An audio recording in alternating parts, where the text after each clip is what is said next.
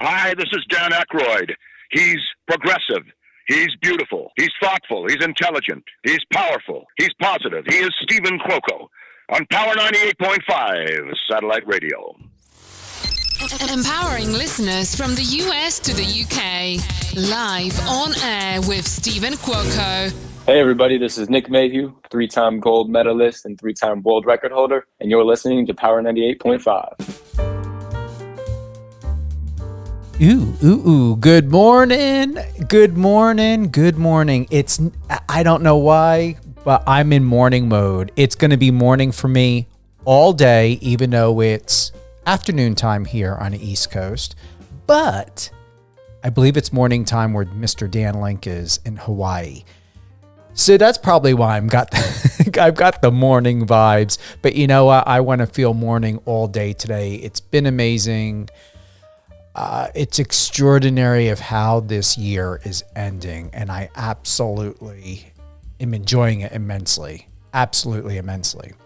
For those that are listening to Live on Air with Stephen Cuoco, no matter where you are in the world, we're bringing you the best in entertainment, sports, news, reality TV, and more. Make sure to download the Power 98.5 radio app. Tune in on Alexa, available on Apple Music, and as always, power985.com.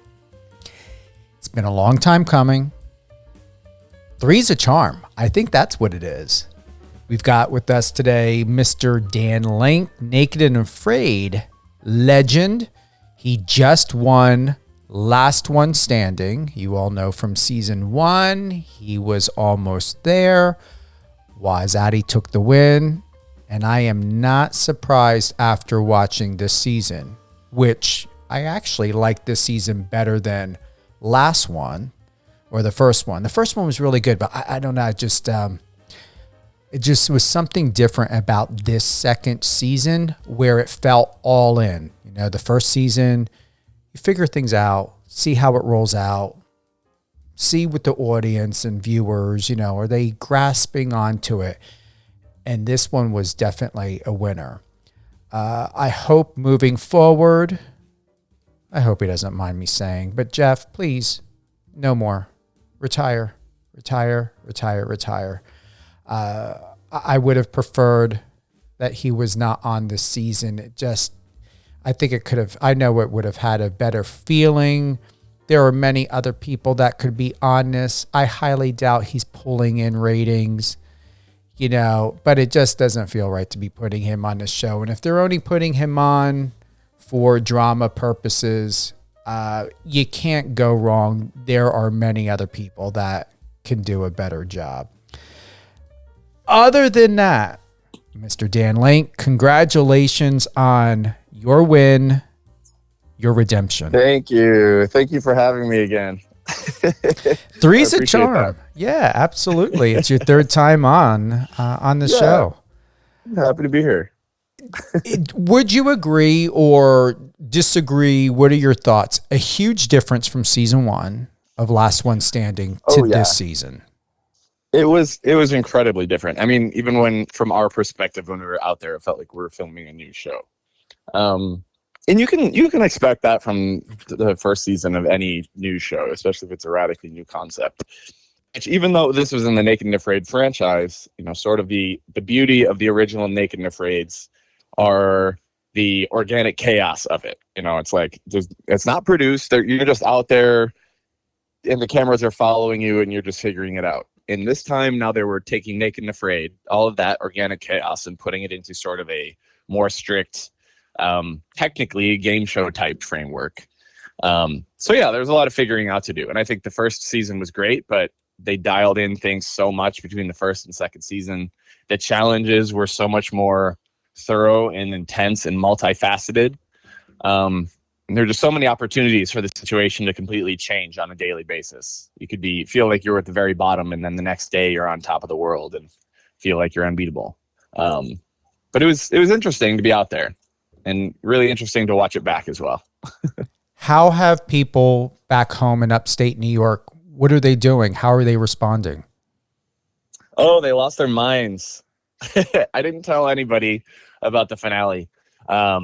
normally it's hard for me not to say anything about things, but this one was pretty easy. I wanted to like see the reaction at the end when I won it.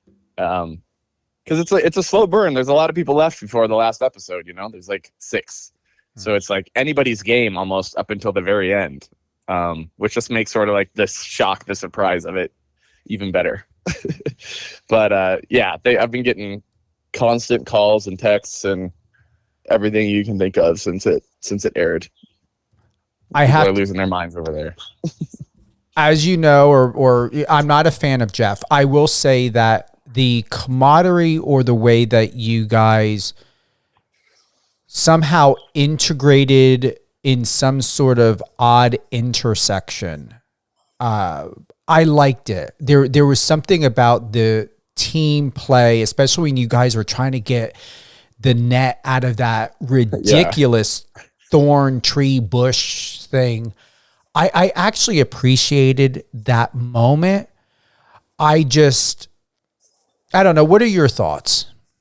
That's fair. I mean, when you're out there, it only makes strategic sense and sense for your own mental health to sort of try to put things behind you as much as you can, and in order to you have to work effectively with the people you're put in a group with. You know what I mean? Mm-hmm.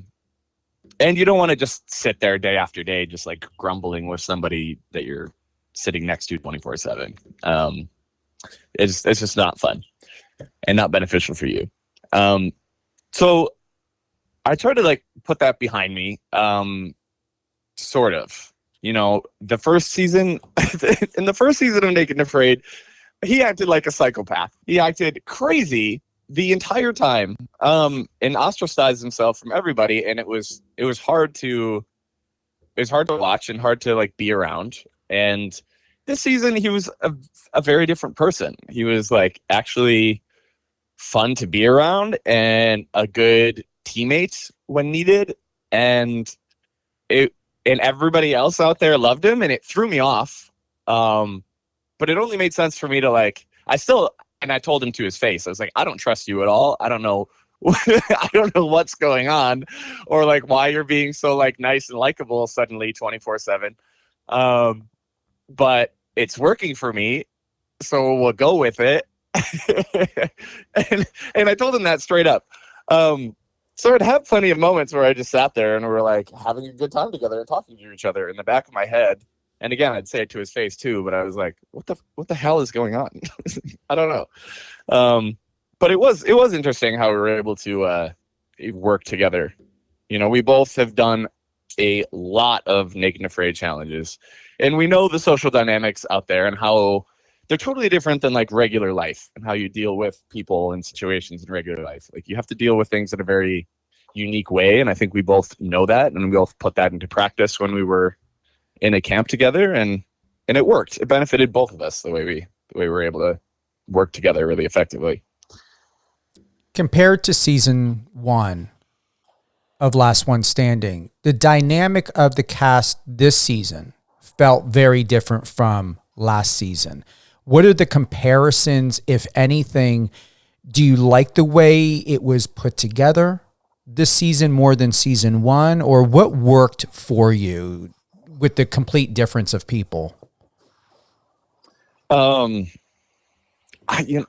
I think the biggest factor was Jeff, not to go back to him, but he's a very big personality. And in season 1, he was acting crazy, and it's the storyline became Jeff against everybody else.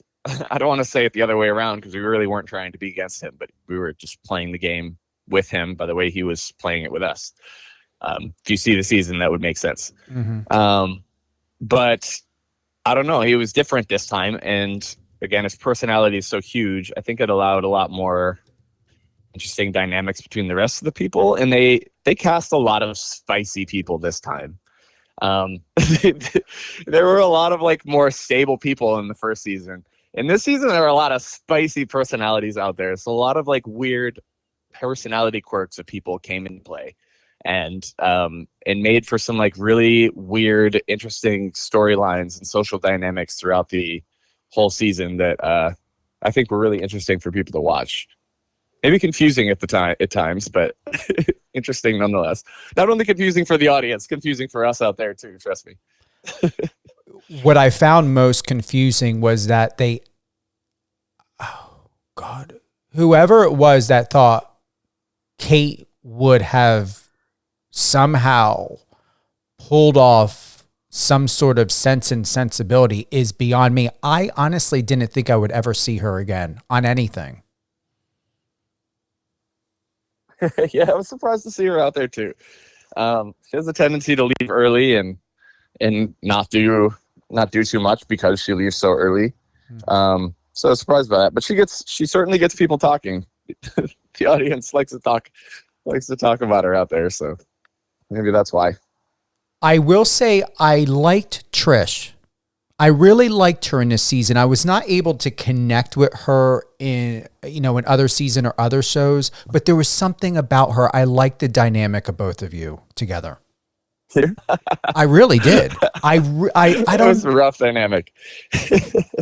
It was, but that to me, when I think about if I were to look at, let's say, someone like Kate or someone like Danny or Trish, there's something about their personality and who they are that I feel has more of a storyline or something more that you can unfold. And that's only my interpretation of just understanding the industry for over 30 years in television. That's true. When I think about Jeff, he made it very clear that he was going to go into this challenge differently, and he wasn't going to come across the way he did before, and he was going to use that, paraphrasing, that team strategy. He wasn't going to cause a problem, or to make, an issue until, I guess, what was it? It came up with, memory serves me correctly, Patrick French. I guess there was some sort of trial there, and I found that a bit ridiculous, and I knew that wasn't going to go anywhere, and it didn't. But yeah, overall, I think whoever did the cast and went in this direction, I liked it. And I do, have compassion for Kate. I don't want, anyone to feel bullied or overjudged or criticized. Absolutely. But at the same time, things need to make sense. And I just thought, wow. I mean, I was a little bit concerned in the first couple of the episodes, Dan, that people were dropping off and going in a certain way. And I'm like, I think by the fourth episode, I was like, can they pull this off? Like, how many episodes are they planning on getting out of this? Because this is not looking as though they're going to last. And you guys were in Africa's Munswa Valley, and that looked crazy. Oh, the wildlife was absolutely incredible. It was incredible. The elephants that would just walk past you, herds of elephants in the middle of the night, the rhinos that would run up to you that you couldn't even see, though they were literally maybe 10 feet away from you at times. The storms that would roll through there. My God, some of the scenes of the storms. Usually you see the storms on these challenges back on TV, and you're like, that didn't capture it at all. But they did a good job of capturing a couple of the storms that we had out there and how chaotic it was. Mm-hmm. So the wind would just whip up out of nowhere, and you're trapped in these, like, there's no broad leaves, like no good roofing material. So you're just in the elements, and you're trapped in a thorn ring with at least one, maybe two or three fires in the center of it. And then the wind is whipping around in circles, blowing the fire straight across to the side of the ring, but then in all different directions at all different times. So you're just running in circles trying to escape the fire while this massive storm is bashing around you. You can hear all of the animals running around you in the middle of the night as well, because they're reacting to the storm. It's pretty intense. How is the mental conditioning to that? Because we got to see, all right, the winds, the storm. First of all, I was thinking to myself, wow, with all the ambers, is there going to be a huge fire out there? How dry is it? And it's not even raining yet. You guys are 40, 50 mile an hour winds. Yeah. I mean, would we ever truly, Dan, understand the capacity of how you guys got through those rainy storms, hours upon hours upon hours. I have no comprehension over how you did it. Really don't. Well, especially those big storms and like those situations I was just describing. I think like the best way that most people get through is just by laughing at it. You laugh at the complete ridiculousness of the situation that you're stuck in. Most of the time, at least, the temperature wasn't too low. So you might be horribly uncomfortable, but you're not freezing and risking hypothermia for the most part. That's when it gets scary. The most non-dramatic storm that you saw was honestly the worst that we experienced out there. Well, the one in the very beginning was pretty bad. But the one at the end, the very last day, night 44, again, that storm didn't look very dramatic. It just looked like us moaning in the rain. But that rain, it dropped down really cold, and that rain lasted all night. And it was in the day before and day 45. It lasted for like a 24-hour period of just constant like drizzle to sometimes heavier rain, and it was extremely cold. And again, you didn't have any covering, and you were trying to keep all of your tinder and your coal and stuff dry, and struggling with the fire. So I ended up getting like that was the worst storm by far to like mentally go through, especially because you're alone. But I got something called toasted skin syndrome, which many people on Naked and Afraid have had, but I think it was the first time I've had it. But you'll have to like Google it and look at pictures of it. It's where your skin, the blood basically bakes under your skin. It cooks, and you get like this weird from areas where your skin is too close to the fire for too long, too close to a heat source, and you get this like weird patterning on your skin where you're too close. But you're doing that because you're freezing. Most of your body is freezing cold, and then you're just trying to get like the rest of your body as close to the fire as possible. So I got it on my like chest and shoulders and knees, a little bit on my back. But yeah, that was the worst storm out there. But at that point, it was day 44. So you're not quitting right then. What's it called? Toasted skin syndrome. Does it go away? Yeah, it usually goes away pretty quick, depending on how severe it is. Pulling it up now. Oh, wow. It almost looks almost like a, well, in some of these photos, like a tinea versicolor skin pigmentation distortion. Yes, correct. Wow. The pictures you see online are a little dramatic for the most part, but Are they? That's it. Wow. And now it goes away. No treatment. Yeah. Wow. Just stop burning your skin and you're usually pretty good after a while. I heard that can happen. I don't know if I've heard of the reference of toasted skin syndrome, but I know that something like this can happen when people keep space heaters too close to their body. It starts doing something like this to people's skin. Oh yeah, probably. Yeah. Probably similar. Are you surprised with Boulant? What are your thoughts on that? Because I felt I was rooting for him to get through a lot further, and he didn't. How's your relationship with him?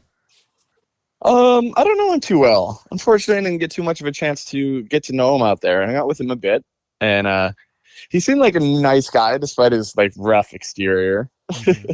I was surprised too to see him go that quickly. But those like weird medical things can pop up and take anyone out at any time. Kai and you guys, I have to say that I totally appreciate you, Kai, and Fernando. What are your thoughts on the dynamic of you two being the final three? I couldn't believe us three were the final three. Like Kai and Fernando are the most like wonderful, honest, like hardworking, loving people. And I was honored to be with them in the final three. And we're the three, like, out of the 14 people that started, the three most diverse people for our own different reasons. And I don't know, I just thought that was really cool. Like, out of all 14, the three most diverse people, which, are most seen in general as, other to the stereotype of, the wilderness primitive survival community. Were the ones that dominated the most and came up in the final three, and I thought that was absolutely beautiful. They highlighted a bit of that too, especially with Kai talking about what it meant for her as a woman to be in the final three and do as well as she did. And, Fernando, it's fantastic. All of us were. I honestly thought Kai was going to win. The way they were editing and keeping the focus on her. And then I was a little bit suspicious as to, okay, where's Dan? Why aren't we seeing more of Dan? We're seeing a lot of Kai. Now they're going to Fernando. Then we get to you. Then it's back to Kai. And then boom, that final part.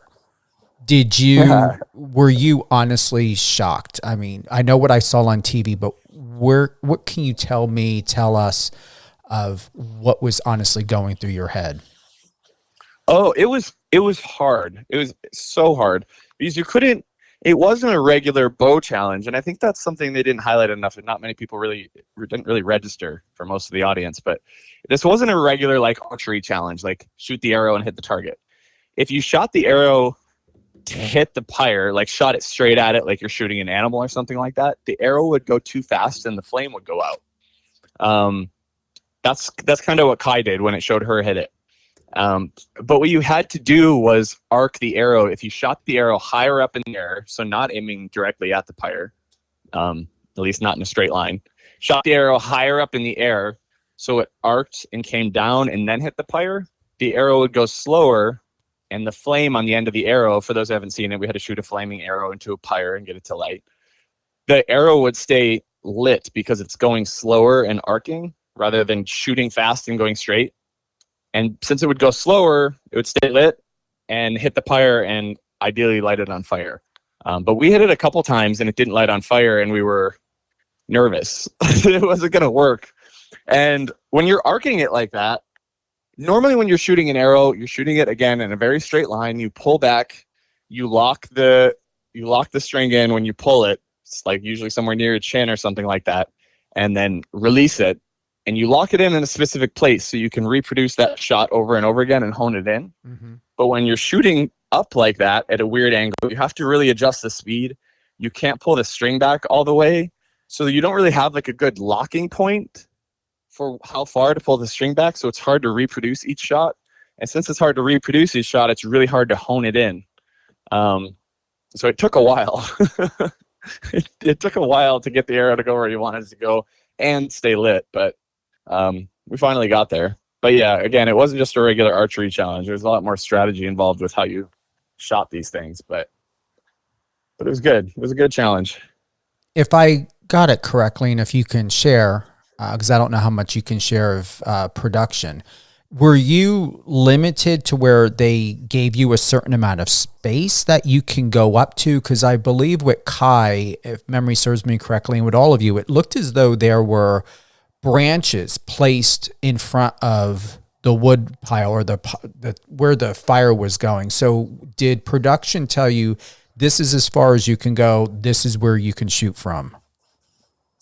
Yeah. It's no secret. We're out there. We're not just finding maps and doing it all ourselves. There is a challenge team out there, and it's not a secret. It's like a fact of any game show, anything where there's a cash prize. They have to make sure everything's fair and even, and there's a team out there to ensure that. So yeah, there were certain rules, and yeah, not being able to go past a certain point like that was one of them. Am I getting it to where you had made a reference or statement, why am I out here again? But you have some amazing experiences out there and stories you can tell for the rest of your life. And the amount of personal growth you go through is absolutely incredible. What have you learned out of every single season, from Naked and Afraid to Naked and Afraid XL, now Last One Standing? Who are you? I mean, who are you really, Dan? I'm still figuring that out.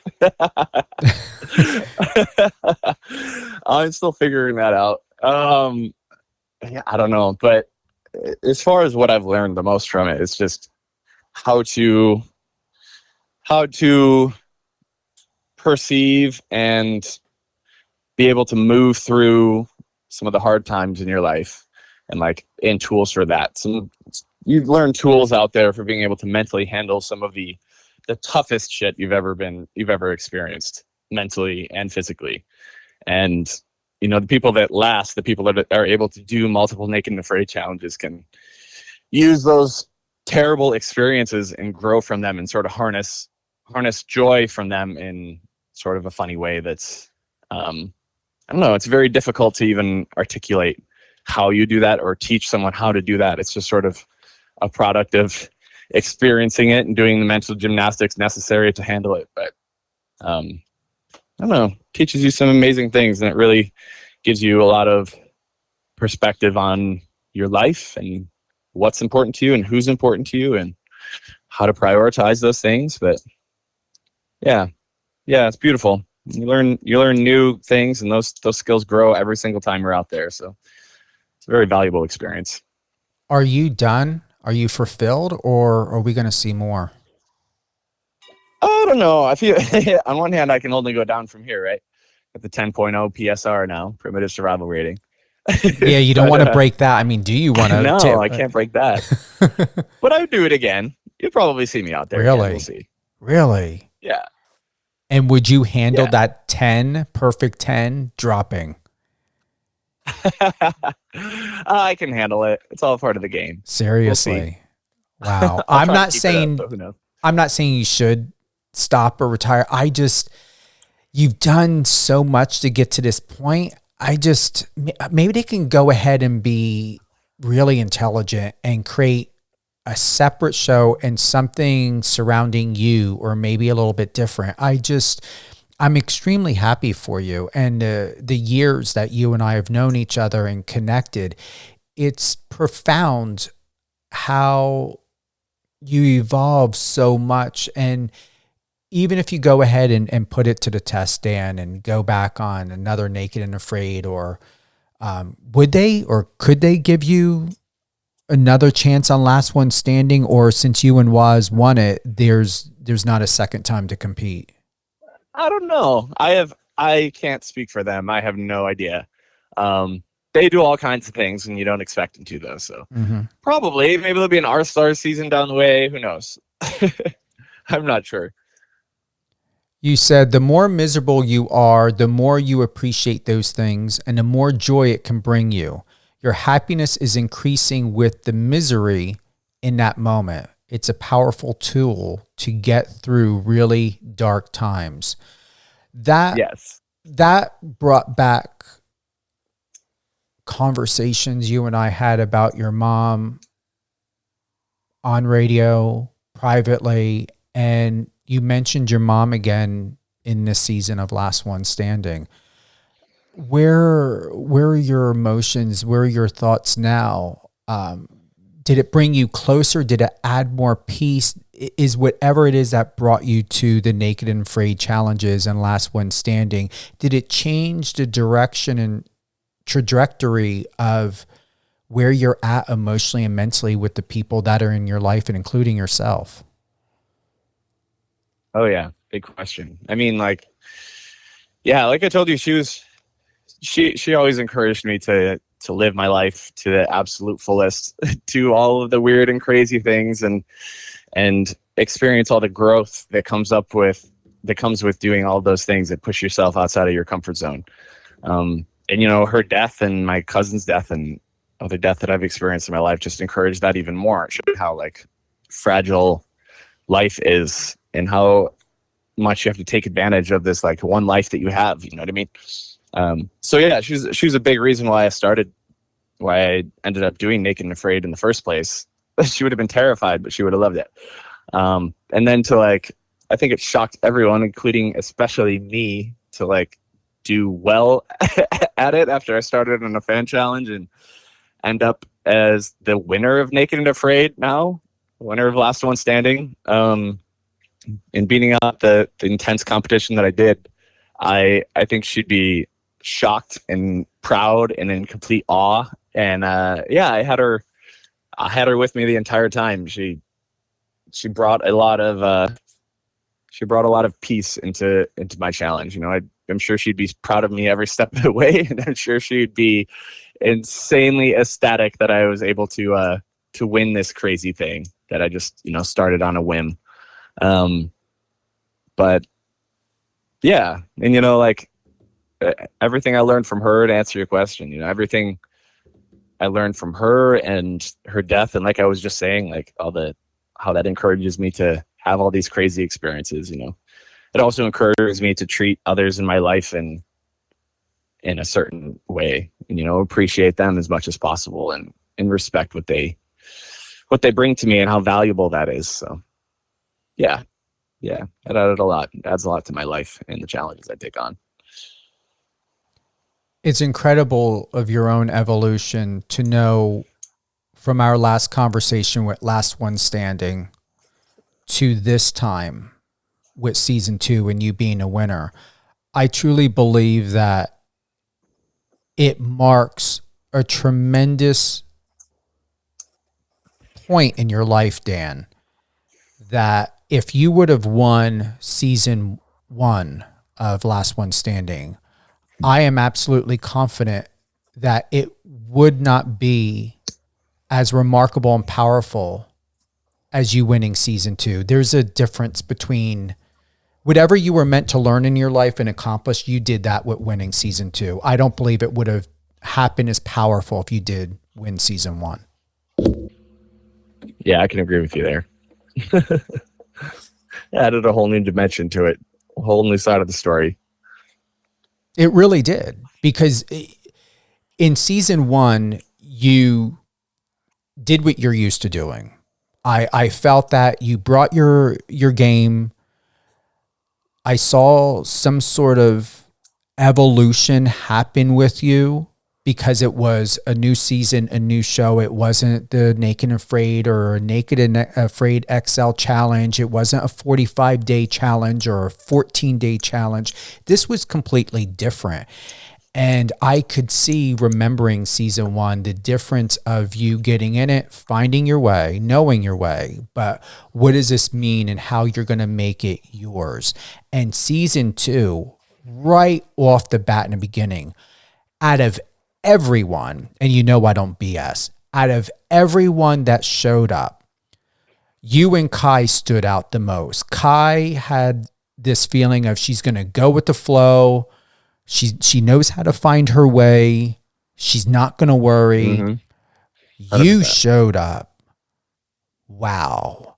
Like there was this masculine power that somewhere within yourself, just psychologically, I could see it in you, is you were not in your way. There wasn't overthinking, overplanning. There was something so extraordinarily different about you. Yep. Yeah, you just have to have like a certain attitude of being able to go with the flow about it, which sounds counterintuitive, but you just have to like put yourself in the right mental state. You go out there and people tie yourself in knots about having the skills or the right strategy or this and that, the other thing. And like, it's really all about just keeping yourself in a nice, sound mental state, which enables you to sort of be creative and resourceful and problem solve. And ironically, like right now I'm talking about all the basics of like wilderness survival and how to get into a survival situation. But I'm also just talking about how to win these challenges, because they are survival challenges, but those skills are just meant to. Those are like the core survival skills. Those are more basic survival skills, more necessary than any random skill that you'd learn in a survival book. They're more like how to make a primitive torch or something like that. If you have those like basic skills, then you're 80% there.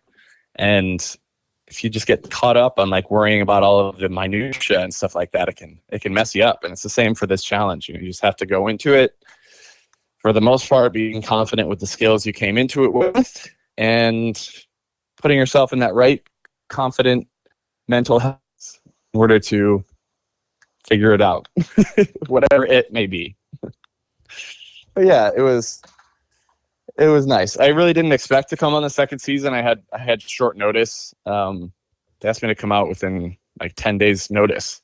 So I rushed out and was happy to join. And yeah, again, you just have to sort of be relaxed about it and be confident about it and hope things go your way, I guess. And it paid off. Definitely take this opportunity. Make whatever is going to be yours.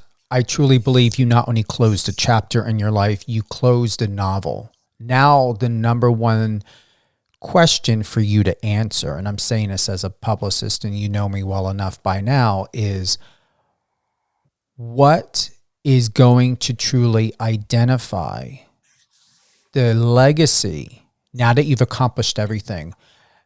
A legacy that's going to be something that is going to bring you the most joy, but where you're going to be able to completely show up as yourself, not to compete, not necessarily to compete more specifically, or to accomplish a goal. What is it that's going to embody everything of who you are, whether it's biology or it's, something that gives you love and passion for life and waking up every day. I just, you feel complete to me. And I just know that any future project you take on, whether it's privately, professionally, through TV, that it's you showing up the way that you did in this season of Last One Standing, and you just showing up for yourself. Thank you. Yeah, I really that as well, and luckily they showed it a little bit in the end of the season, right as I was heading out.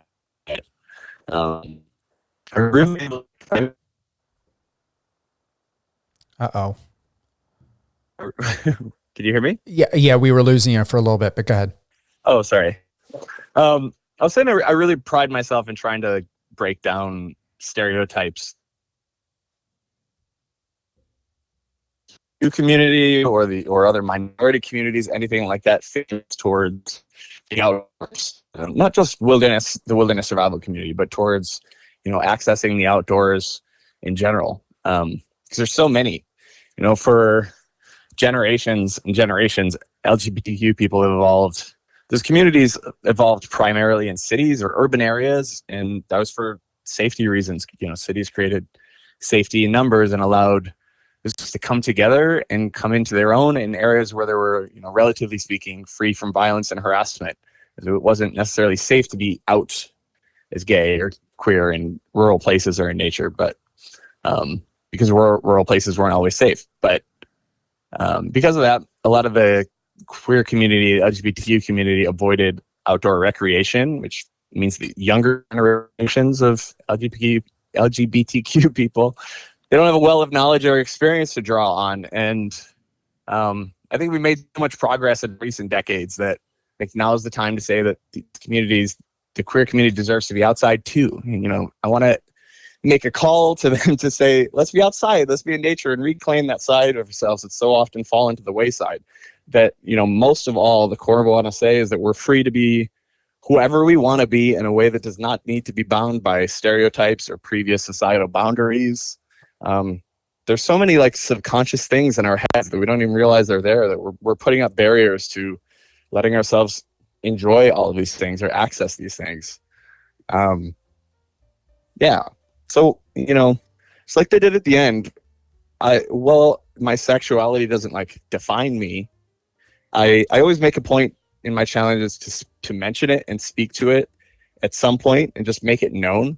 Because I think it's important and relevant to share my perspective, even if it's just in terms of representation. Whenever I talk about it on a challenge, people always ask, what does someone's sexuality have anything to do with the survival challenge? Why are we bringing this up? And I love answering that question because in an ideal world, maybe it wouldn't matter at all. From the many countless messages that I receive from LGBTQ youth and their family, it really matters and can have life-changing impacts. So it's something you really don't understand until you get a taste of it. And when you, like I was saying before, when you don't see yourself represented in the communities you might love, it often leads to feeling like you don't belong.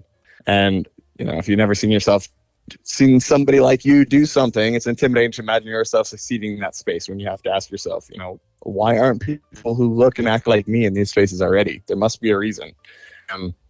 Like I said, it can be often extremely limiting in a subconscious way, but I don't know. I want to break that down. I want to try to get people to investigate that and open the accessibility to the outdoors.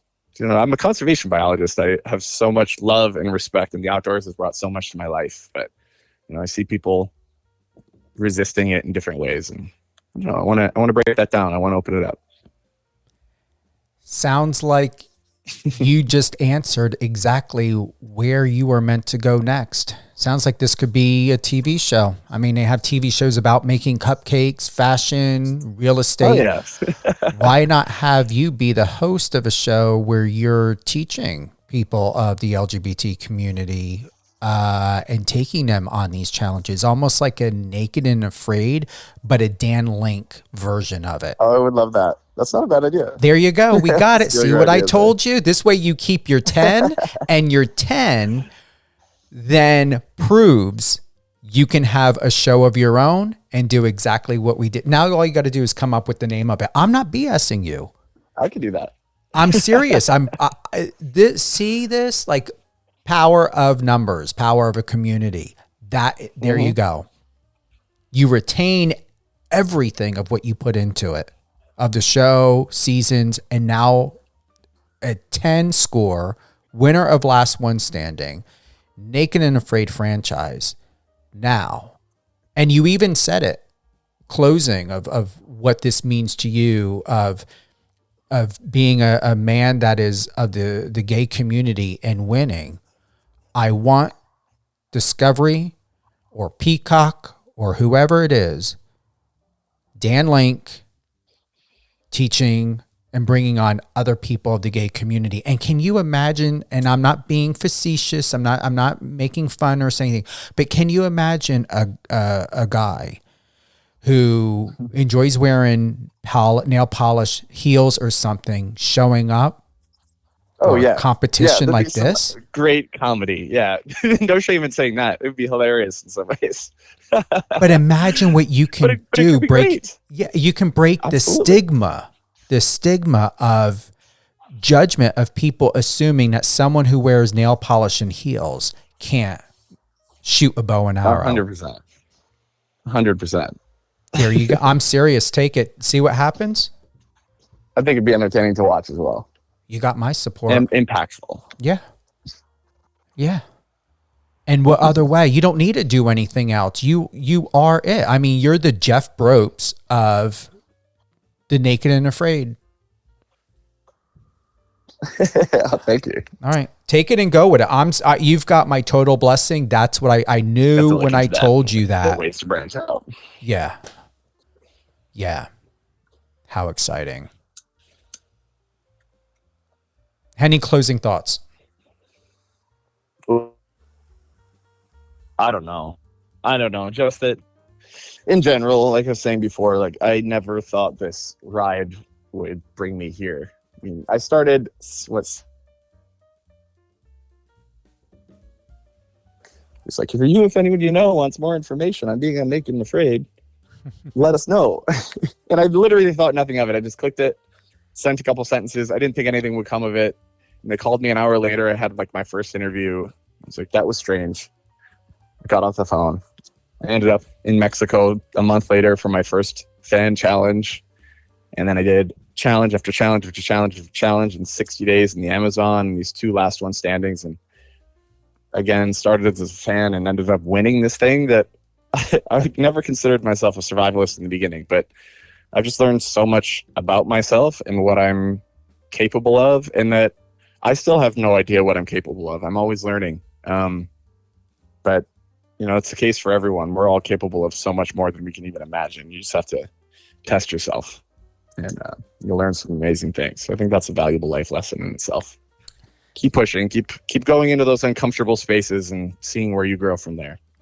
Sounds like you just told us the synopsis of your new show. Mm-hmm.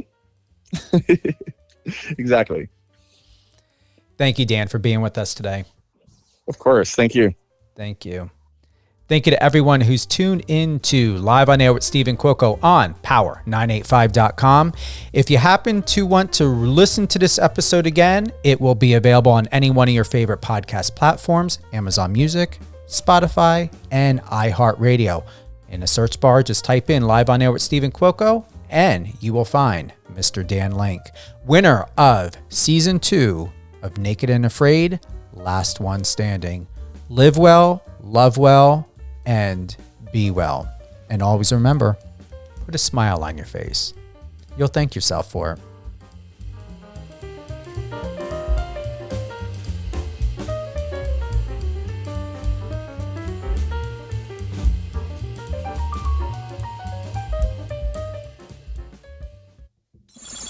Friend us on your socials and let's connect.